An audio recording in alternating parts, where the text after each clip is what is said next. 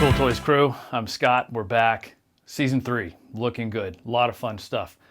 One of the CoolToys we're starting off with right away, we just got it a few days ago. By the time you see this, it should have been out about 3 or 4 days.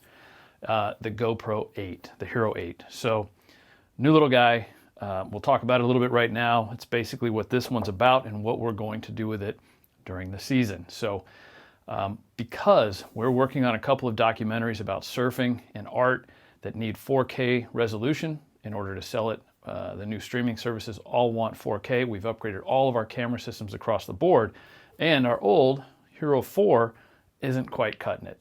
1080p, great high def, great for web videos, great for real TV even, I think, but it's not good enough for the new standard. So today the first question is, when we look at the GoPro 4, and we look at the GoPro 8.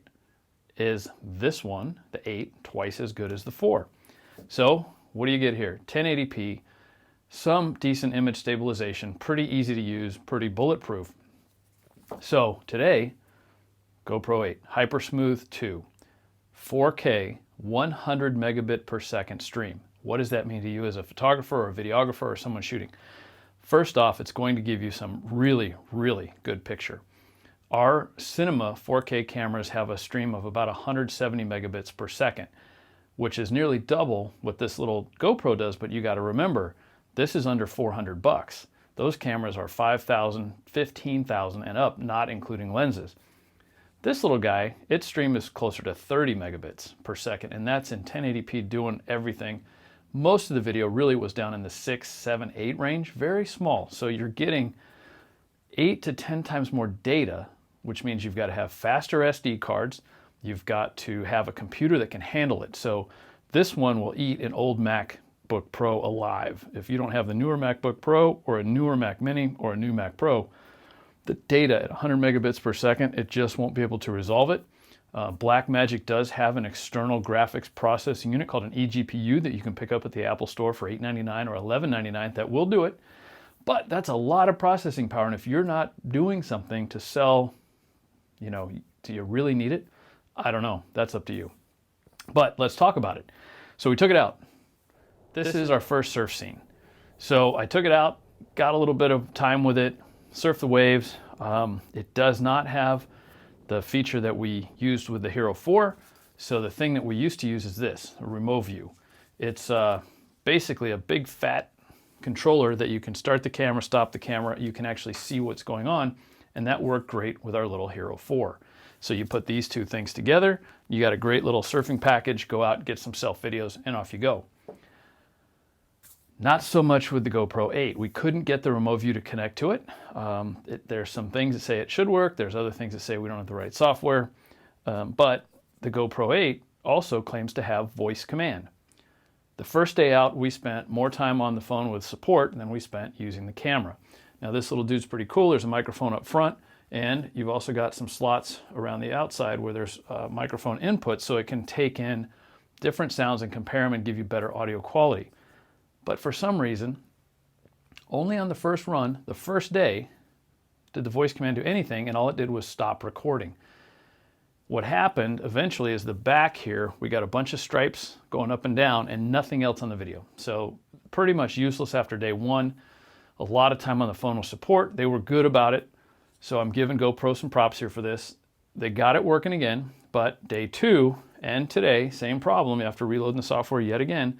It acts like this side power button is constantly being pushed to change modes. So when you stop recording, it moves to photo or burst mode or something that you don't necessarily want to do, which makes it difficult to grab that next shot. And I did miss a few waves for it. So we're working on that.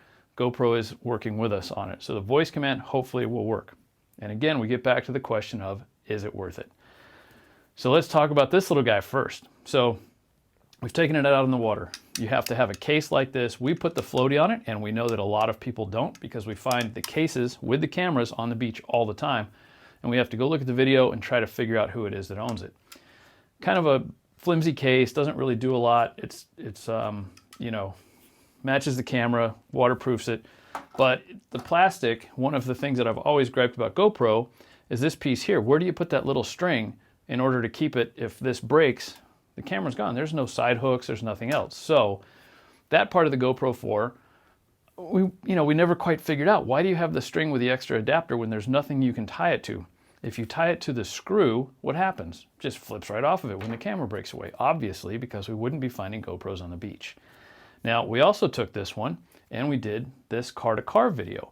So you can see I'm talking in the Volt. We're having a great time. It does decent resolution. It also doesn't get too blown out with the outside with the tinted glass.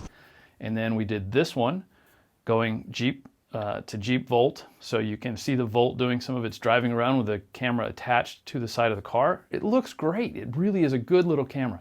This guy has earned its stripes and has done really well for us, so we're very happy with it. But GoPro has a $100 trade-in now, so we can get another GoPro 8 if we send them this one. And guess what? See ya, dude. You're out. It's going back. So we do like the 8 enough. We think that if they can get everything working, the 8 is going to smoke the 4. So is it twice as good? The answer is pretty much yes over the 4. Is it twice as good as the 7? Now that's a different story because the 7 has almost the same data. It's about 60 or 70, maybe even 80 megabit per second stream. So it's very close. But a couple other quick new features. This one, the legs. Here is the trick. Built-in feet. Right there, done. The other thing I showed you, this is the old bumper. Here is the new one. Look at how much thicker it is, and look right here at this little string hole, so you can attach the string there. It actually has a place to go, so if it flies out. Now, putting in the camera is pretty straightforward. The legs have to be down, and all you're going to do is slip it in. It's a little tight, but you want it to be snug. You don't want this thing running away on you. So we get it in there, nice and snug. I'm going to give it a push here, and boom, it's camera's in, we're ready to go. Now, the next cool piece is the bite guard that comes with it. So this piece goes in. You see a little nub here for teeth. It's a little uncomfortable. They do recommend that you run it at about a 20-degree angle. So you're looking like this with a little bit of down angle, right? So the camera's looking where you're looking as you're kind of going down the wave. It does push here on the chin, and it is sturdy. So after falling 4, 5, 6 waves with this thing in my mouth, I never lost it once, and just for fun, to see how this big fat floaty did, I gave it a hurl and swam after it and was able to catch it even after a wave started taking it to the shore. So less chance of losing a GoPro 8 if you've got that bite kit and the floaty. So we took it surfing, we had a good time with it. We're hoping that they get the software improved. If they get it fixed so that the voice control actually works and I can stop recording without shutting the whole thing off, or I can start recording just from voice while I'm surfing, yeah, I'll look a little goofy, kind of like people walking around the airport with our earpods, talking to nobody, but that's the way it's going. That's the way our world is turning as voice command of all of our electronic toys. It prevents me from having to wear an extra thing. You notice in the video, we're still, the Apple Watch, still a cool toy. We've added a tide timer onto it, a couple of cool apps. It's waterproof. We're still at, it's been 2 seasons now, and this is the same watch that we passed after going through a dozen of the Chinese knockoffs that all leaked after 4 or 5 surf sessions. So you'll see it in the video. I'll look at this real quick, check my time, and get ready to take the wave. Very cool feature. So if we got voice control on this baby, then we don't need to have the remote view, which would be kind of nice. One less thing to wear out when you're paddling, because this is also, you know, it's pretty good size on your arm as you're making the strokes to get into the wave. No more cases like this for the GoPro because the feet are built in. That's a nice feature. And because we can put the feet built in, I can still use some of the old accessories that I've got, the suction cups for going on the cars and those kind of things. We'll get to use all that. The one thing that is missing is the microphone port. You do have to open it up. It's a little different. So, but they tell us that the sound quality is much better. And if you've watched the show, you know that we don't use any of the microphones anyway. We have the Tascam remotes and we just use a clapper and go for it. And you can see that I'm wearing a microphone here. Even in the studio, you get better sound. There's just no replacement for a good lav mic.